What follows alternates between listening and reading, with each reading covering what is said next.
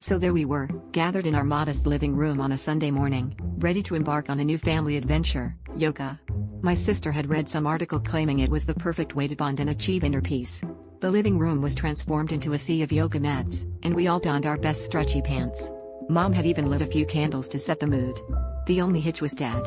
He was already reclining in the recliner, a mug of coffee balancing precariously on his belly, claiming he'd join us in a moment. Little did we know, this was the calm before the storm. The yoga instructor on the TV was a serene, soft-spoken woman who made every pose look effortless. As we attempted our first downward dog, Dad finally decided to join in. He rolled out his mat with the enthusiasm of a man who'd just been told he was in line for free dessert. His version of downward dog involved more of a downward collapse, and before we knew it, he was sprawled out, snoring softly.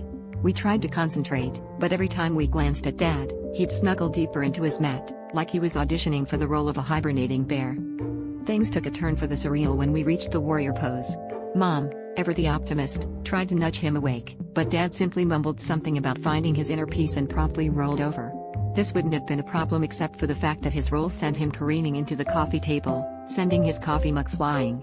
The rest of us were frozen in a mix of laughter and horror as the mug landed upright on his belly, like some kind of improbable balancing act. By now, the yoga session was less about finding our zen and more about dodging flying coffee and trying to stifle our laughter.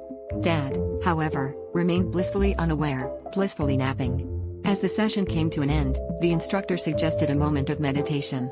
We all tried, but Dad beat us to it, mumbling, "The best zen is a snooze button," right before letting out the loudest snore we'd ever heard. That's when we knew, in the great yoga class of life, Dad had discovered his true calling as the ultimate nap guru.